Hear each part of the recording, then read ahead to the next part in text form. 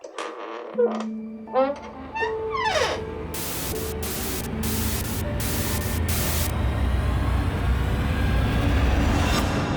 Duane, All You Need Is Death, premiering this evening at the Glasgow FrightFest. That's correct. How are you? How are you feeling? Very tired. I've been walking all over Glasgow, exploring for the last couple of days, watching movies. Been great. What do you think about Glasgow as a city? I love it. My favourite city in this island, I don't know what to call it, Great Britain. Yeah, it's a beautiful place, and I'm very happy that the premiere is happening here. My favourite, it's so much better than anywhere else it could be happening. Beautiful cinema. Beautiful cinema, amazing, and a huge screen, and we've sold out, and I'm incredibly happy about that. Tell us about the film with no spoilers. The film tells the story of a young couple who are involved in collecting obscure folk songs, and the more obscure the better.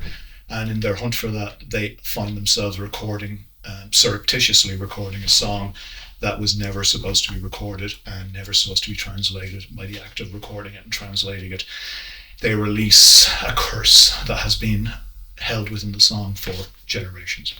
And everything goes really badly. It's a wonderful, wonderful film. Tell us a bit about your background.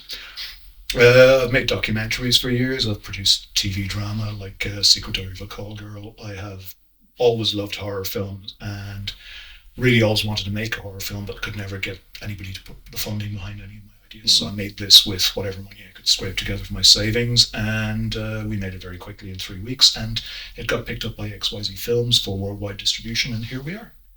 And it is a brilliant idea and a terrifying. It's a terrifying film. For real. Good. It's surprising that nobody's come up with that idea before. So was that gestating for years? I was just thinking, I like music. There's a huge revival of folk music in Ireland at the moment. The band Lankum, who I love, were kind of very much on my mind. Who just played in Glasgow. Just played Barrowlands, sold out Barrowlands a few weeks ago.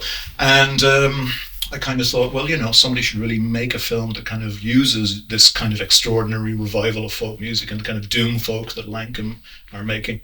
And I kind of thought, folk horror, there's never been a folk horror that really leans into the folk aspect. Sure. That's an original idea. I'm always looking for original ideas, and that kind of stuck with me. And Ian Lynch, who's one of the four members of Lankum, is a huge horror fan, huge Lovecraft fan. Mm-hmm. And I knew that if he liked the script, it was good. So I sent it to him. I didn't know him. I knew him as somebody I admired, and he loved the script and came on board to write the soundtrack, which was massive, and wrote the central song with me, and it became... Which is a key, without spoilers, that's a key to the whole film, isn't Absolutely, it's massively important, and I consider Ian a 50% collaborator. The music is 50% of the film. So when this came to you, when All You Need Is Death came to you, did you know Paul, or no. The script that arrived, you went, yes, nope. I'm in? Nope. Take us through that. I met... Simone is my friend, who is the other lead in the film. Yes. We went to drama school together in the Lear. Yeah. So I met her, I'm living in London and she's in Dublin. So I went home to meet her and I met her for lunch. And she's like, I'm doing a movie. And she said, it's really fucking weird. And I said, okay. And she goes, tell me about it. She goes, actually, you'd be perfect for the role. And I said, well, okay, well, you were telling me it was a bit weird beforehand. I don't know. But she's wasn't as into the horror movies as much. So she sent it on to me. And I read it and I instantly loved it. And I was like, there's actually an opportunity really to be in this that seems very unusual nowadays. Things don't usually come about like that. You jump through 10 hoops to even just get in anything. So I then met with Paul and we basically just talked about horror movies for an hour. And then that was pretty much it. He said, do you want to do it? And I was like, yeah, I would love to.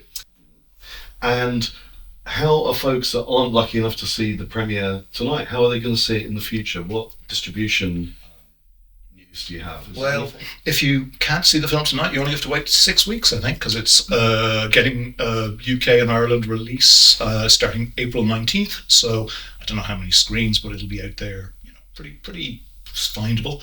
And it will be streaming. I'm not at liberty to say where, but there will be a streaming release. It's one of those films that I strongly recommend people to see on as big a screen with as great a sound as possible, because obviously that's one. Streaming is fine, This is an actual theatrical picture, isn't it? I think so. I mean, it's a luxury these days to be able to show your film in an amazing cinema like GFT1. But it's a real thrill for me to have it there, and I do feel like most movies are better if you see them in a cinema. Absolutely, yes. And what's next?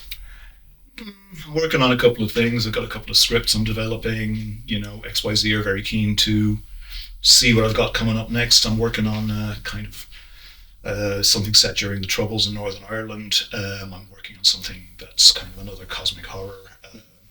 A couple of different things. Whichever one kind of lands and gets most excitement and most interest, hopefully I'll get to make it.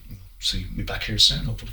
Brilliant. Thank you so much, Paul, for being a brilliant guest for the entire weekend. Thank you for being a brilliant host.